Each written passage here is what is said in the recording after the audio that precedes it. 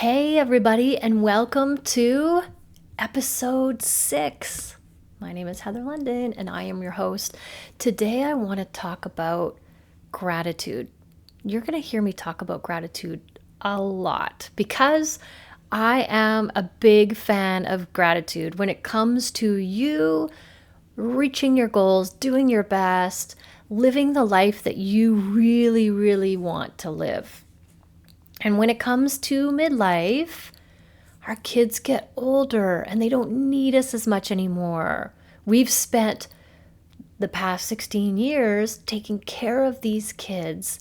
And then a day will come, literally feels like out of the blue, where they just are busy all the time with their friends. And they have their driver's license or their friends are driving, so they don't even need you to drive them around, which was your profession for the past 16 years. So you've been fired, basically. But this means you have more time on your hands, which is good if you know what to do with that time. So a lot of us have no idea what to do with this time. It can actually kind of freak us out a little bit because we as women and moms, and not all of us, but a lot of us kind of gauge our worth on how busy we are and how many people we're helping and all the things we're doing for other people. We really, really get a sense of our self-worth by the things that we do for others. And so it's time to start looking for something else to fill this time up with, because you're going to have a huge gap, a huge big gaping hole in your life where your kids used to fill that up. So this is what happened to me. And I was thinking, what do I like to do? I love sports and all those things. So I started to get back into sports, but I wanted to do something really meaningful, like really, really meaningful to me. And then I was scrolling on Facebook one day and I saw a post from my friend about needing a volunteer. And the post was something like, hey, we're looking for a kind person who likes to help people and likes basketball or knows something about basketball. And I was like, oh, that's me. That's me. And so I said, hey, that's me. And then my friend got back to me and she said that her son's Special Olympic basketball team is looking for volunteers. And I instantly knew that this was for me because I have this very vivid memory of maybe 3 years earlier when I was with my son, Santos, at the soccer field. Now, I love soccer and I don't play anymore because of my knee, because I got older and I can't play anymore. So I was watching Santos. Of course, I do all the parent things now because you just want to stay involved. You coach, you drive, you manage, you do all the things. And I was watching my son's soccer game over at one of the local schools one day. The game was almost over and there was a group gathering, and it was the next group that was going to play on the field, but it wasn't just the next Poco soccer team. It was a team of Special Olympic athletes getting ready to play soccer. And it caught my attention because as the crowd got bigger and bigger and bigger, there became like more buzz and more excitement and all this like really cool stuff going on behind me. And I couldn't watch the game anymore. I was so distracted by it. I'm like, who are these people? What are they doing? And then when the game finished and Santos's team had left the field and it was their turn to get on the field, they went running on, yelling and screaming and cheering. And I knew in that moment, I said to myself, I want to be a part of that. I love these guys. What's going on here? How do I get involved in this? And I've always remembered the energy that this group brought. This stuck in my brain for years and years and years. And so when my friend said that we're looking for volunteers, I'm like, yes, I am so in. So I, of course, talked a friend into coming with me, and we went to the first practice. And I actually knew the coach from the gym from many years ago. Wonderful, wonderful human being. And it turns out he's been coaching this team for over 10 years. So they are a tight, tight group. It also turns out that he's been trying to retire for probably 2 or 3 years, but he can never retire because he can't find anybody to take his place, to fill his spot. They can't find a replacement coach for him. And so because he never wants to let these guys down, never wants to let his team down, he keeps showing up year after year. And bless his soul, he's there again this year. And we did the practice and volunteered. And then maybe a couple practices later, we get this email saying, hey, guys, we need a coach for next year. And we would love to have you coach our team. And I instantly thought, I am so in. This is my big chance. This is what I've been looking for. This is what I've been waiting for, is to get in with this group. And so we said, yes, 100%. We will coach this team. And so the wonderful coach that they have now, he agreed to stay on till the end of the year just to mentor us and give us some tips. And like, he really knows these people because he's been with them so long. And it was so helpful. It was so wonderful to not have to just try to go in on our own and figure out what was going on. He really, really helped us along the way. And his experience was invaluable. And as it turned out, he couldn't stay for the last week or two because he had other things that he had to take care of. And the last thing that we were doing was a game.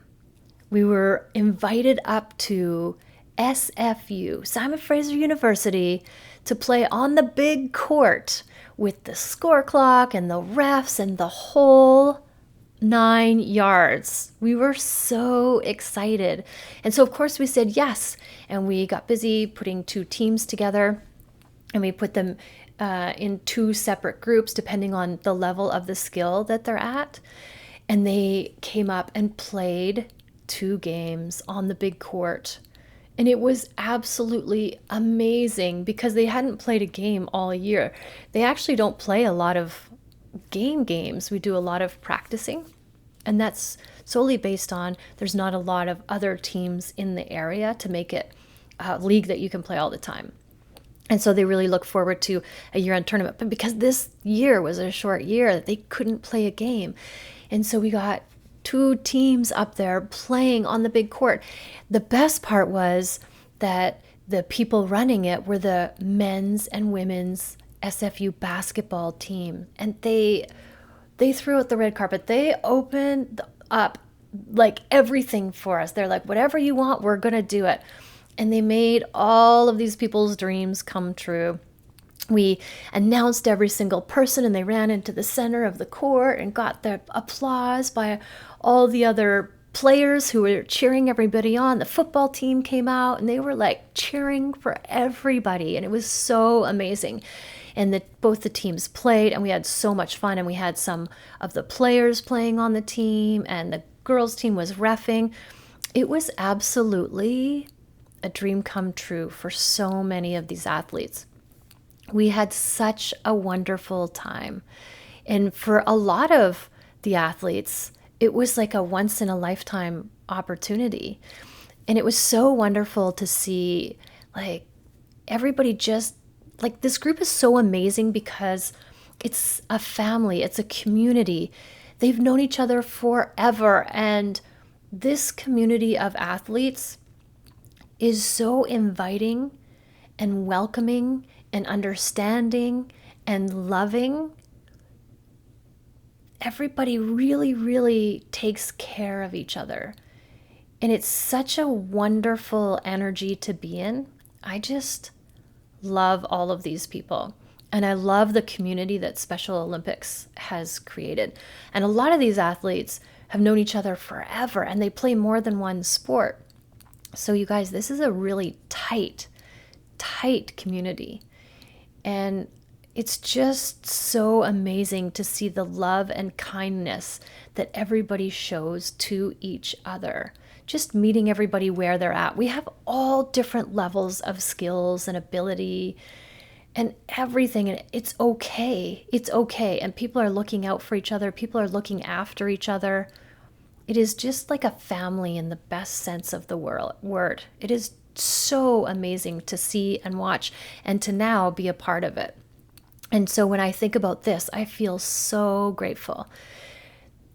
There's so many different players and they all have big personalities. And there's one, Ron. Ron really stands out because no matter where Ron goes, he always ends up with like a cheering squad. Everywhere he goes, he has a cheering squad.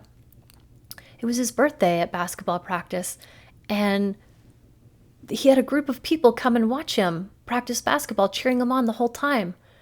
And they couldn't say enough good things about how kind he is and how helpful he is because he volunteers at the community center.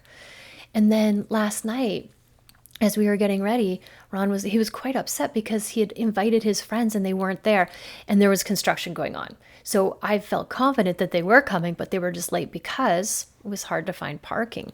But he was very upset. And then just before the game started, all of a sudden from the top balcony you could hear, "Hey yo, Ron! Hey yo, Ron, we're here!" And he's like, his head whipped around and he saw his friends and his eyes lit up and he jumped up and down and cheered. He was so excited that his fans were here. The best part about this story is that after the first 5 minutes, every single person in the gym was Ron's biggest fan.